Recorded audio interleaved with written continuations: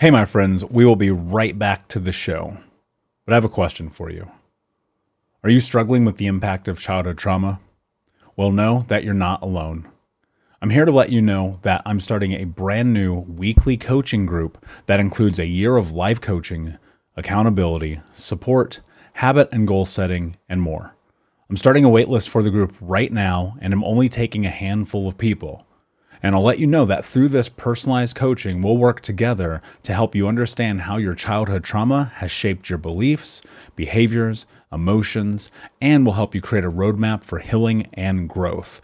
Right now, you can schedule an absolutely free coaching session with me and get put on the wait list if you go to thinkunbroken.com. My friends, it's your time to turn your trauma into triumph, breakdowns into breakthroughs, and become the hero of your own story. And I'm here to support you in doing that. Just go to thinkunbroken.com to register for a free coaching call with me and to get put on the wait list for the brand new weekly coaching program.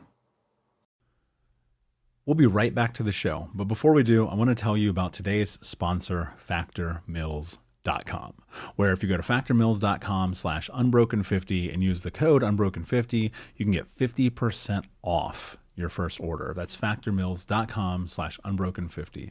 If you're like me and you are a person who is busy trying to create a life, heal, work on their health, wealth, and relationships, and not to mention deal with the day-to-days of normal life, you do not have time to be going to the grocery store and trying to figure out what you're going to cook every single day of the week. In fact, one time I did the math and I realized I was spending over 15 hours a week at the grocery store and cooking.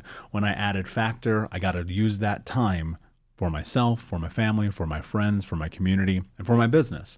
And so if you're in the place where you need some more support in the kitchen, head to factormeals.com/unbroken50 and use the code unbroken50 to get 50% off. Hey, my friends, we will be right back to the show. But I have a question for you. Are you struggling with the impact of childhood trauma? Well, know that you're not alone. I'm here to let you know that I'm starting a brand new weekly coaching group that includes a year of life coaching, accountability, support, habit and goal setting, and more. I'm starting a waitlist for the group right now, and I'm only taking a handful of people. And I'll let you know that through this personalized coaching, we'll work together to help you understand how your childhood trauma has shaped your beliefs, behaviors, emotions, and will help you create a roadmap for healing and growth. Right now, you can schedule an absolutely free coaching session with me and get put on the wait list if you go to thinkunbroken.com. My friends, it's your time to turn your trauma into triumph, breakdowns into breakthroughs, and become the hero of your own story. And I'm here to support you in doing that. Just go to thinkunbroken.com to register for a free coaching call with me and to get put on the wait list for the brand new weekly coaching program. Coming back from a massive loss can often feel like an insurmountable climb. It can feel like impossible, but it is possible. And in today's conversation with my friend Christine McAlister, we're going to talk about her journey from losing her child to getting control of her life again, to healing, to growing, and to now being a mother. And she's an amazing human being and a great friend of mine. And honestly, it was an honor to have her come on the show and share her story, because there's so much light in her and so much energy and so much about what it means to be able to overcome even the most terrible tragedy imaginable and to take your life back and still be able to be filled with love and joy and happiness and hope. And as I sat talking with Christine, I shared some things on this episode that I've never shared on the podcast before. One is, she's a friend and I wanted to be present with her about my own story. And two, because I felt like it was the right time and opportunity to do that. And this episode is honestly near and dear to my heart because I know what it's like to go through, as I'm sure many of you do, to go just through hell and back. And I think that if we can leverage a lot of what she's going to lay out for us in today's episode, it's going to be incredibly beneficial for our lives and our journeys honestly, no matter where we are. And so I'm very excited to have Christine on the show. Very excited to go into this conversation. It's one that personally I'm going to hold close to my heart for a very long time to come. So without further ado, Unbroken Nation, let's get into the show. Hey, what's up, Unbroken Nation? Welcome to the Think Unbroken podcast. I'm your host, Michael Unbroken, and this podcast is about helping trauma survivors let go of the past, overcome their fear, discover their identity, become the hero of their own story, and ultimately to be unbroken. Our goal in company is to bring on guests and experts in the fields of mental, physical, and psychological health to help you overcome the past, to take back your power. And in this podcast, we are unedited and unfiltered, and we're going to give it to you real so that you can start to create massive change in your life. If you're curious about learning more outside the podcast, you can get a free copy of my book, Think Unbroken, at book.thinkunbroken.com.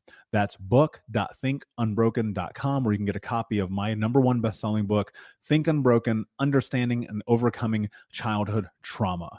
The most important thing that you can ever do, my friends, is show up for yourself, and that's where you are today. And I appreciate you. I have massive gratitude for you. And without further ado, let's get into the show.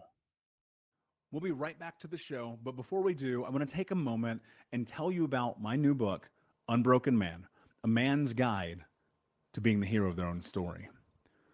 I sat down a few months ago and realized that there are so many men in the world that need guidance, that need support, that need to learn about trauma, removing themselves from toxic masculinity, breaking down the barriers to vulnerability, getting unstuck, and ultimately learning the tools to become the hero of their own story. Unbroken Man is available for pre-order right now if you go to men.thinkunbroken.com, where you'll also get access to over $1,000 in bonuses, including the 6-week in-depth trauma healing coaching app, which you'll get instant access to.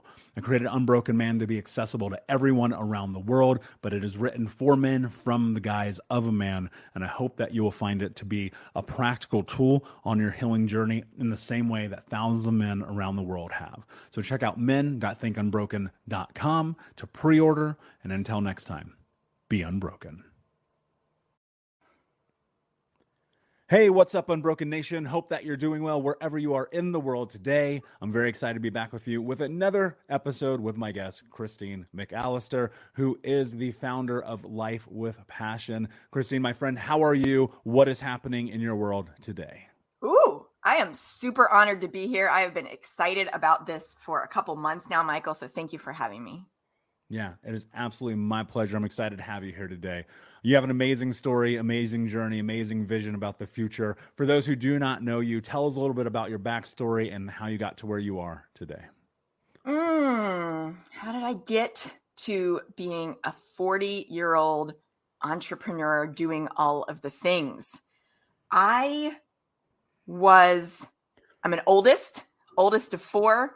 I was your typical oldest, type A, high achiever, wanted attention.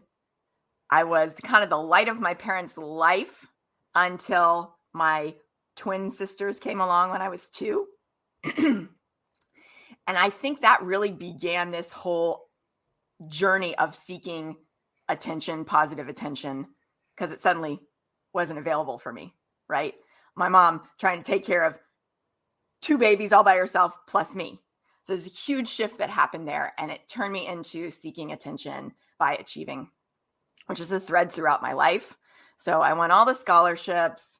I was a teacher's pet, all the things, all the way through school. And I started studying media in 1999. I'm still a part of that industry today. And after grad school, studying media, I became a professor, which was not something that I had ever planned to do. I became a professor at age 23. And honestly, Michael, the reason that I said yes to that job was because it meant that I would get to fulfill my lifelong dream of having a horse of my own, because of where that job was going to take me. It was going to take me to Kentucky, which was a place where I could afford to live on a teacher's salary of $30K and have a horse. And I also quickly realized that wasn't for me, because I had always wanted to do my own thing. It took me about 5 years to get up the guts to walk away from a 9-to-5 and live full-time running my marketing agency, which had been my side gig. And I did that 5 years full-time. And then in 2015, I started Life with Passion out of an exploration into the depths of my soul that came out of my big T trauma, which was the full-term, unexplained, unexpected loss of my first child. So I had been on an infertility journey. I had 3 early miscarriages. I wasn't even sure if I could get pregnant because I have PCOS. And the way that I found out I could get pregnant was unfortunately by having a miscarriage. And so I had these miscarriages, and that kind of woke me up to the fact that I wanted to become a parent. And I then had this perfect pregnancy. I was very, very sick, but for the baby, it was perfect. And everything was great. When the car seat was in the car and we just had baby showers, everyone had come in for the weekend. And I had one of my last appointments, and I went in and they put the ultrasound thing on and they couldn't find a heartbeat. And I was sent to the hospital to be induced to deliver this baby that I now knew was no longer here. And so I came home from the hospital without the prize, right? Without the baby. And like suddenly finding myself without the former identity that I'd had, right? Like, here Christine is, she's done all the right things. She's followed the path, blah, blah, blah. Life's been good. I mean, I dealt with a ton of my own issues. I had dealt with disordered eating and done treatment for that. I had anxiety and depression. And I was beating myself up for having those things because I didn't have a big T trauma to point to that caused them. And as a perfectionist, I was like, I shouldn't have these things, right? I made myself wrong for them. Well, when she died, we named her Maeve. When Maeve died, I suddenly, I think, gave myself permission for the first time in my life to be like, this is a big deal. Like, I didn't even know that was possible. Everybody talks about, oh, once you make it past the first trimester, you're good, right? Once you make it past this number of weeks, the baby can survive outside the womb. And I had been told that pregnant. So when I had this full-term loss, it was like, this is a thing? It is a thing that no one talks about, right? And so I used that like profound grief. Like, I would make myself a checklist just to get the dopamine hit of like, take a shower, brush your hair, right? I use that grief to go, okay, I am now a parent, but my baby's not here to parent. So how can I create a legacy for her? Because she was real. I don't want people to forget her. And I can see 2 paths diverging in a wood for me. One of them is lock myself away and numb out for the rest of my life. And I get it. I understand why people do that. And I could totally picture myself doing that.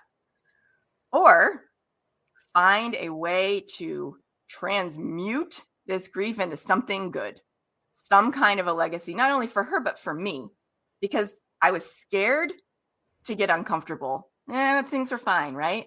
And then all of a sudden, that got ripped out from under me. So how was I going to rebuild, right, from the ashes, and create something meaningful and help other people and create impact and all the things? So I started looking for my next level, and that's when I started this business. That was almost exactly 7 years ago. And it's looked like a lot of different things over the past 7 years. At the heart of it is really like making something positive, making sure she's remembered, and every day waking up to recommit to being unbroken, basically. Yeah, that's powerful. And thank you for sharing that. I've never actually shared this on the show before, but in kind of like this parallel with you, obviously not having the same experience, but when I was 23, my girlfriend at the time, she had a miscarriage. And so there's actually a sparrow tattooed on my arm from having experienced that loss with her. And, I've never shared that before because it's never honestly been that relative to anyone I've had on. And so I think that I know that there are unfortunately people who are listening right now who have had those same experiences. And so I know my heart goes out to you and to everyone else who's been a part of that. And, the reality and the truth about life, I think, is probably one of the most difficult aspect about the truth of the human experience is loss and grieving and suffering and pain. And I was thinking about this recently. I was on a show and someone had mentioned something like, oh, you turned your pain into your passion. And I thought about that for a while. I was like, I don't know what the fuck else to do. Right. And so that's kind of where that came from. I was like, all right, let's think about this. If our lives are this thing where there is hurt, because there always is, but there's also always the other side of it. There's joy, there's hope, there's love, there's compassion and empathy and happiness and all of those things. We often get rooted into the pain. Like, I think to an extent, like as humans, we like to suffer. Like there's something about that where we can hold on to it and just be like, no, I'm suffering. My life is awful, so let me be in this. And to an extent, like you do need to be in it. You need to grieve, you need to heal, you need to go through that process. It's going to be different for everybody. It might be a month, it might be 6 months, might be a year. I have no idea. What I'm curious about here though is in that moment and in these moments of your life where you're like, shit, this feels like rock bottom, nothing is working, the world is against me, because we go to that place whether we want to or not. What's that process of pulling yourself through it? Like how did you go and how do you go from, all right, I'm acknowledging like terror in my life, for lack of a better term, to, okay, I'm going to go forward anyway? Ooh, that's a great question. I think it's different over the past 7 years. So in the beginning, there's this very raw feeling of the grief. Like I'm obsessed with making something good happen. Like you said, I don't know what else the fuck to do, right? Like I've got to figure it out because I'm still here, right? I would much rather the roles have been reversed, right? Like I'd had a good life. I would much rather her have had the chance if I had the choice, right? To trade that. And it wasn't my choice to make. And so it was just that like grind of like getting up, letting myself feel, process, surrounding myself with people who could support me, right? To that point in my life, I had not been somebody who was willing to accept help. And so what my relationships looked like were codependency, family, friends, everybody. I took care of them. And then I couldn't get out of bed anymore, right? And so it looked like finally letting people bring meals, finally letting people support me, finally acknowledging that.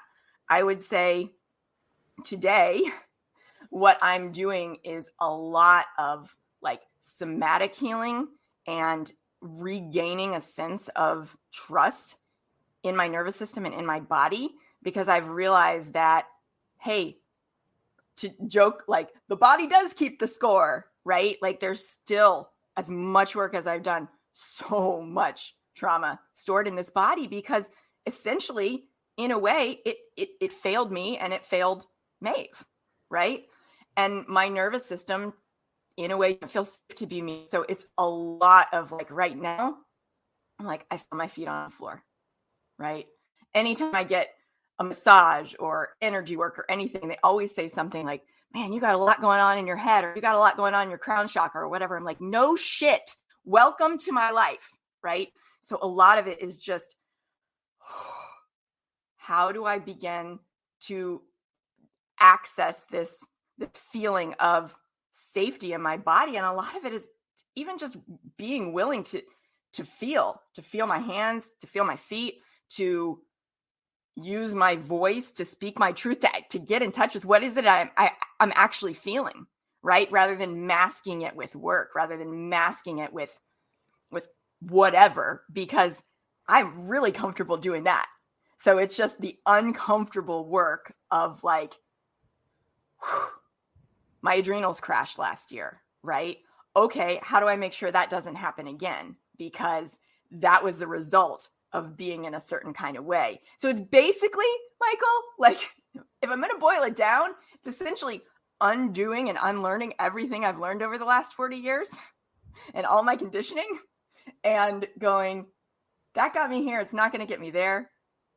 How do I begin to come back to, this state in which I was born, right? Yeah, I wrote a note as you were talking just now, and I wrote, learn to trust your body again.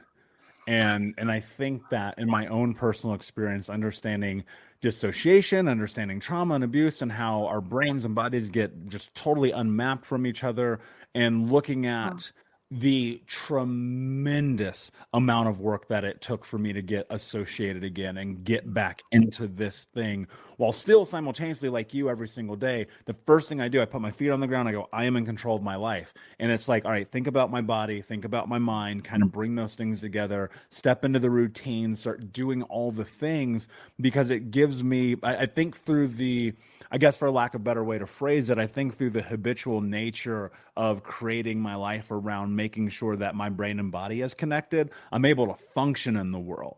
But I think so many people don't know where to begin with this.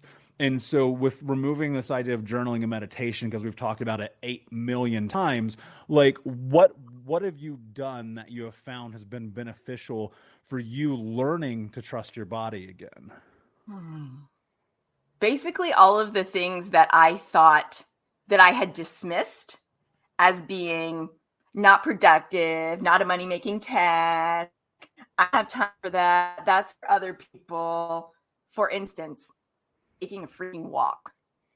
I was the person that I was like, if it's not cardio, it's dumb. And I don't have time for that shit, right? I want abs. I don't have time for yoga, I mean, yoga, going on a walk, sitting under the tree in my backyard, right? Leaning up against it. All hippie things that, Christine 7 years ago would have been like, that's such bullshit. Who are you? You're never going to have what you want, right? Because you're doing that. You're lazy. All that. And being willing to, work with somatic healers, right? I mean, even things like one of my doctors taught me the cross body, like you're tracing a seatbelt, like from your shoulder to your hip, diagonally, doing that 5 times on each side. Next, sides of the body. Putting your hands out in front of you, twisted, and pulling them like this. And talking through things while I'm doing this creates a sense of safety and connection in the body. Anything can, like to your point, get you in touch with the actual feeling, with the senses, and out of the head that's spinning in anxiety and fear and overwhelm and sympathetic nervous system dominance, right? I mean, it's breathing, right? I mean, breath work apart from meditation, even this idea of breath as work, right? All of it I'll tell you, one of the most annoying things is coming back 1 million times a day to being like, I'm here right now. I'm not in the past trying to change it. I'm not trying to control the future, because I could joke and say like control, and I would say like maladaptive control is a love language for me. Like that's my comfort zone.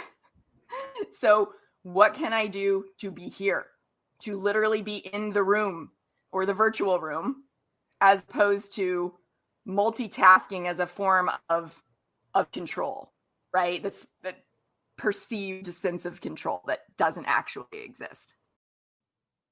We'll be right back to this episode of the Think Unbroken podcast in just a moment, but I wanted to invite you to come and join the Think Unbroken Discord community. If you don't know about Discord, it's being built on Web3, which is a platform that we as the users get to own. So no more Instagram or Facebook or algorithms getting in the way of you seeing and being a part of content. in the Discord channel. We're going to grow this to hundreds of thousands of community members, hopefully over time. But today it's small, it's close, it's intimate, where you'll be able to get access to live coaching with me, where you'll have chat with the Unbroken Nation community, where you can talk about a range of topics, anywhere from thinking about habits and growth mindset, goals, trauma, recovery, dating, relationships, career, accountability, business, meditation, feedback, and more. And so all you have to do is go to thinkunbroken.com/discord. That's thinkunbroken.com/discord. That's DISCORD to join the Unbroken Nation community. That actually leads perfectly into a thought I had, is looking at, so I'm super type A for sure. My greatest superpower and flaw is stubbornness. I could change the world or destroy it with that power. I know this. And so I've learned how to leverage it for the better. One of the things that has been probably one of my greatest victories, for lack of a better way to phrase it, is learning to let go of control. And you mentioned a couple of things that I want to bring light to, because I think it's really important, especially as people who have survived traumatic experiences. We go to control as an autonomic response to create these parameters of safety, because without control, it feels like the world's upside down, like we can't seem to fucking do anything. And the moment, like, I mean, I remember I used to be so controlling of my life and the people around me that they would just stop talking to me and hanging out. And I recognize the truth of it. Like the only real sense of freedom that I had was when I figured out how to let go. And I think one of the more difficult aspects of life is, when it comes to loss, when it comes to grief, when it comes to even like being type A and a high level achiever who gets scholarships, and, that's how you get your attention. That's significance for you, right? Mm-hmm. How do you go through that process of creating a space to let go of that control? Great question. I think because I am so stubborn,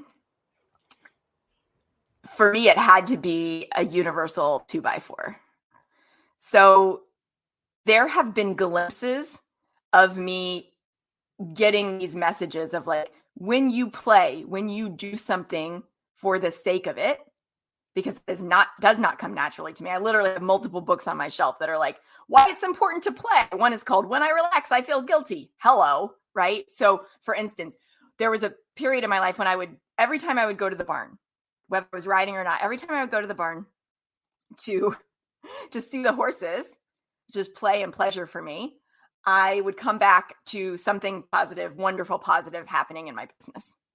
And it became a thing that I then knew, okay, now I'm getting attached to, if I do this, then I do this. And of course it doesn't work, right? But essentially, I needed to get to a point where I burned myself out so massively that I realized that I had to change the way that I was doing things, or I wasn't going to be able to continue with life. Like, I couldn't get out of bed.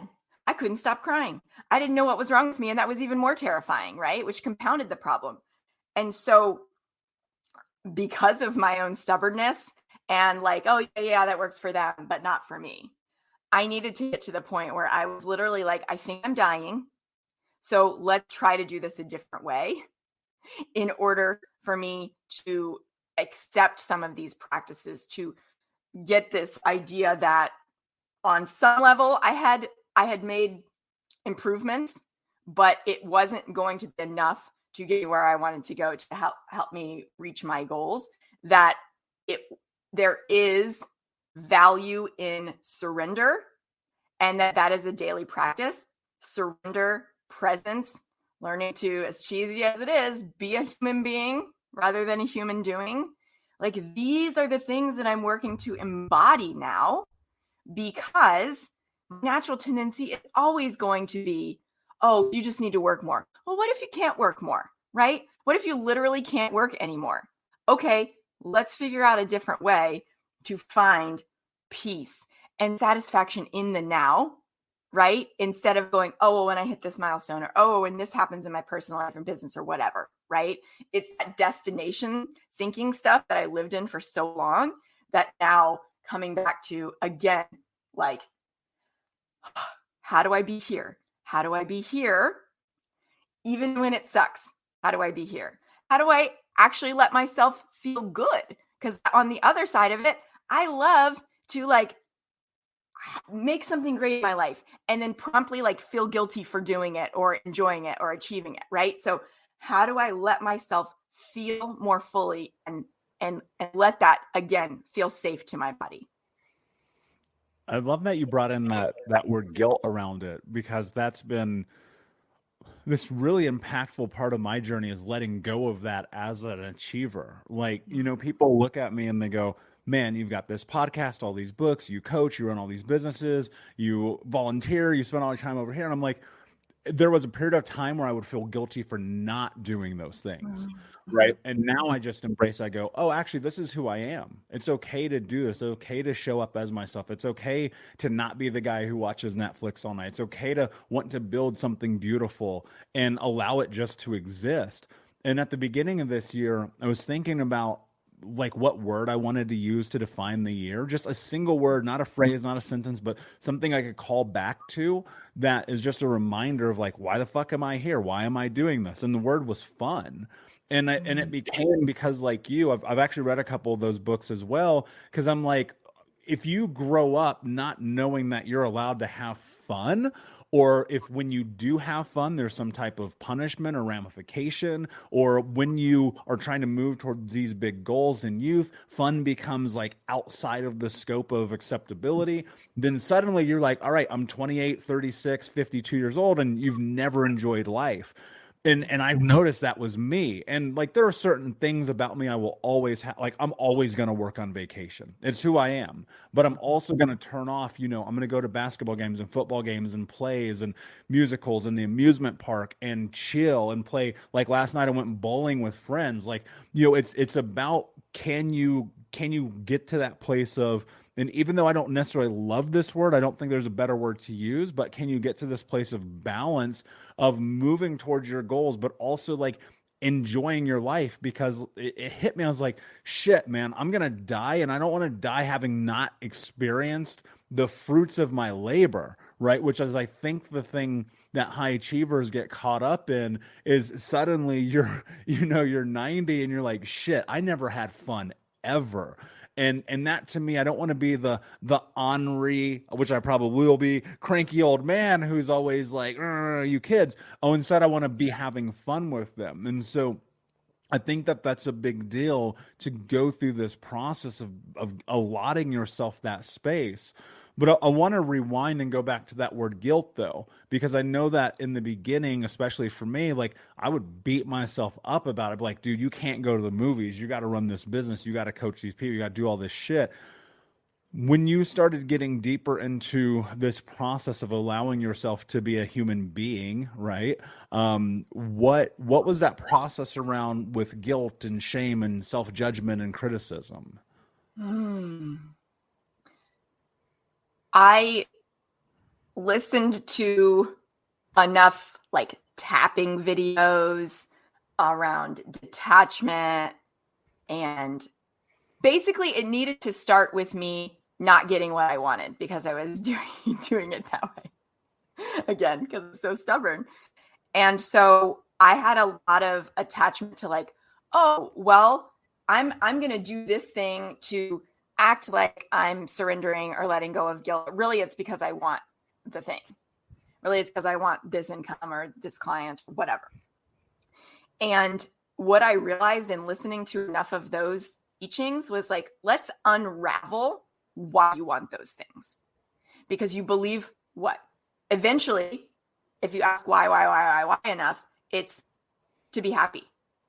In order to be happy, I believe that if I make 6 figures in my business, then I'll be happy. I believe that if my coaching or whatever is booked out, then I'll be happy, right? They tended to be business for me because, passion.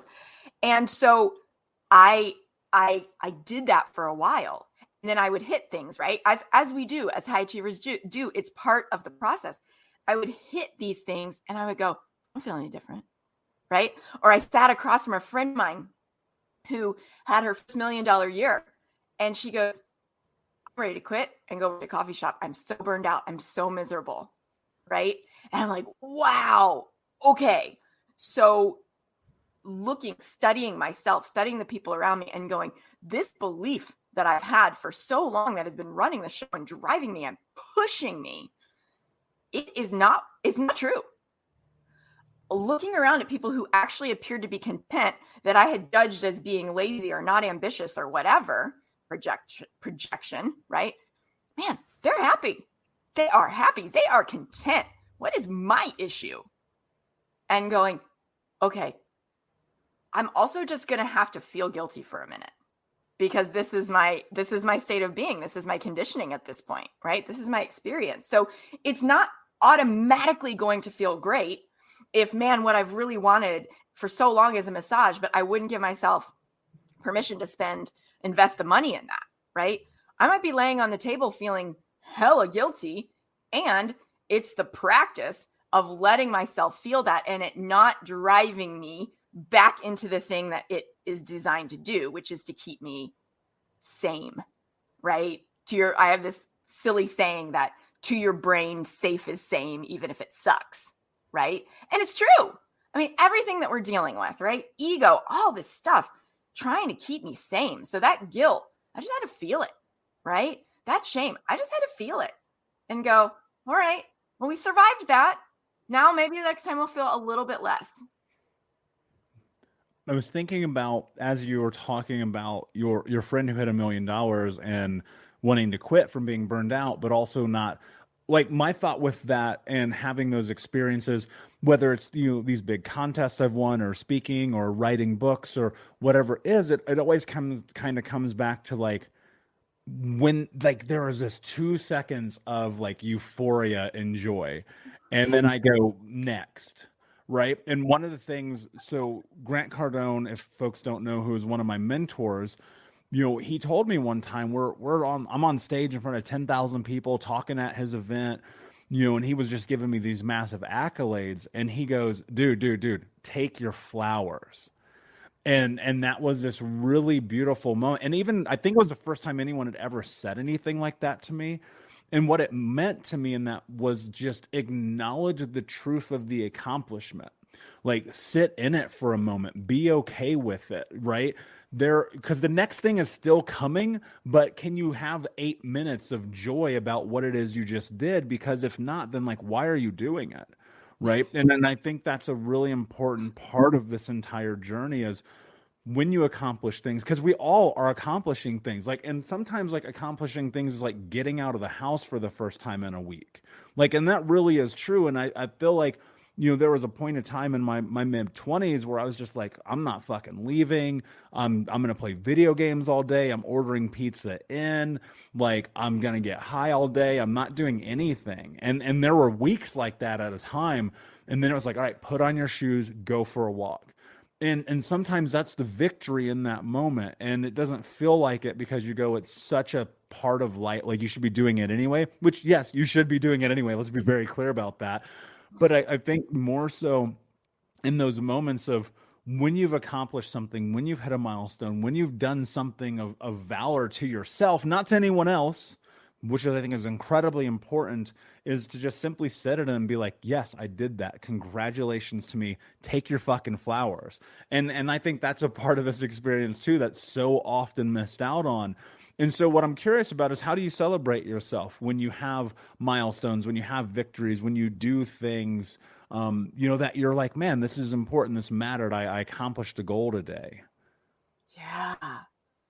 I like to have a dance party by myself. I now have 2 living children, 2 and 5. So sometimes I do it with them, right? We turn on a silly song and I act like a kid, which, it's easy for me to do that in business. I'm real quirky and it's just whatever. I've owned that part of myself. It's harder. It's definitely an edge for me to enjoy being a parent. I found it super challenging because I go into, like, control protective mode, like heightened anxiety about something happening to my living children based on my experience.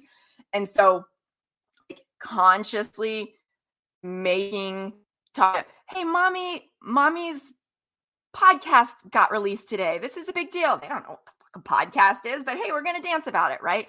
So I would say that's one. Another thing, so random, silly, but it is like my mouth is watering right now because the other thing I love to do is go for some really good seafood.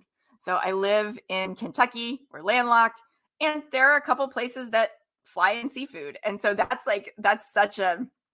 feels like such an expansive thing for me. Go sit in a beautiful restaurant, have some yummy shrimp. And so those are the two things that really help me to kind of like embody and recognize like, this is something that you worked for. And to your point, it could be really, really small, right? Like, yes, I just had a great interview, like so good. Or it could be huge. And I think either way, it's marking it, it's anchoring it, right? With something. Yeah. Mine is pizza. Like that's one of my favorite things to do. Like I'll go rock one of these because I don't eat pizza except when I'm like, I've accomplished something. It's like, when you give a mouse a cheese, it's kind of like that kind of concept. Accomplish the goal, get the cheese when you come through the maze. And that's what I will go to. So, and it's little things like that, but it's also, going to the movies. It's doing things as well as just in the moment, giving yourself a pat on the back.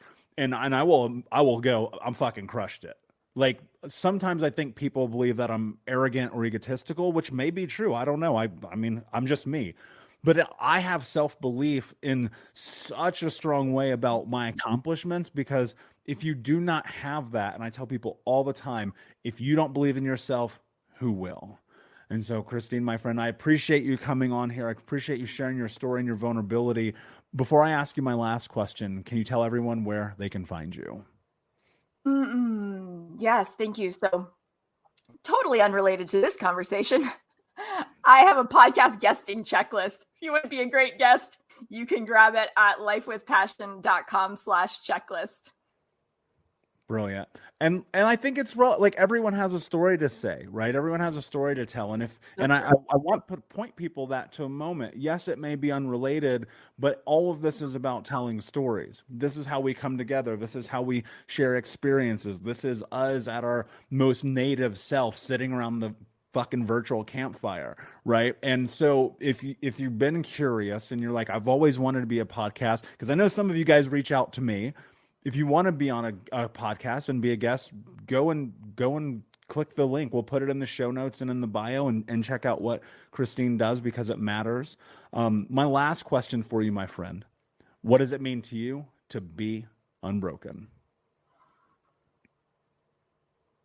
It's as simple as getting up again every day. I mean, I would say the reason that I've survived is that a lot of people classify as one of the worst experiences you can have as a human is making that choice every day, right? What story am I going to tell today? And how am I going to come back stronger because of it, right?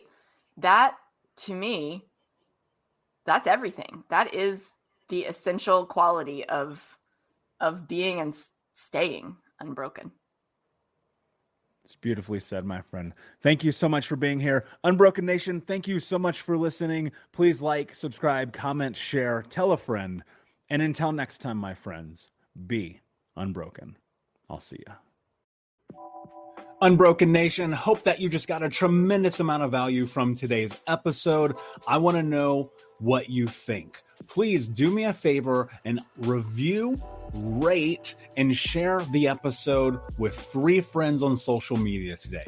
It would mean the world if you did, because ultimately at the end of the day, creating community and connection is how we heal generational trauma in the world. And I need your help to do that, Unbroken Nation. So if you're on iTunes or Spotify or wherever you are, please like, comment, share, review. I want to know not only what you like about the show, but how I can make the show better, how I can make this further about helping you on your healing journey. So do me a favor, and when you do, shoot me a screenshot of you making the review to my DM at Michael Unbroken on Instagram so that I can have a conversation with you, say hi, and more importantly, so I can share it with the Unbroken Nation.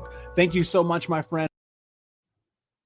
We'll be right back, but I wanted to take a quick moment to tell you about the Think Unbroken 6-week trauma healing coaching program. If you go to coaching.thinkunbroken.com, that's coaching.thinkunbroken.com, you can sign up for the 6-week daily Think Unbroken Trauma Healing Coaching Program. In this program, we're going to go over the 6 principles of healing trauma, adaptation, understanding the impacts of trauma, how to become the hero of your own story, what to do next, and ultimately what it means to be unbroken. For more information about this 6-week coaching program, which you can download as an app on your phone and take with you everywhere, no matter where you are in the world, it's interactive. It's built about giving you practical tools that you can use in real time. And if you're ready for what's next in your life, go to coaching.thinkunbroken.com. Again, that's coaching.thinkunbroken.com.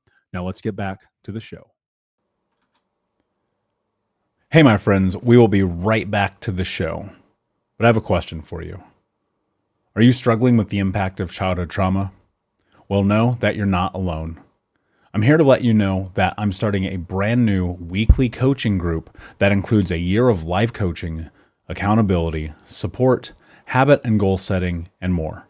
I'm starting a waitlist for the group right now, and I'm only taking a handful of people. And I'll let you know that through this personalized coaching, we'll work together to help you understand how your childhood trauma has shaped your beliefs, behaviors, emotions, and will help you create a roadmap for healing and growth. Right now, you can schedule an absolutely free coaching session with me and get put on the wait list if you go to thinkunbroken.com. My friends, it's your time to turn your trauma into triumph, breakdowns into breakthroughs, and become the hero of your own story. And I'm here to support you in doing that. Just go to thinkunbroken.com to register for a free coaching call with me and to get put on the wait list for the brand new weekly coaching program.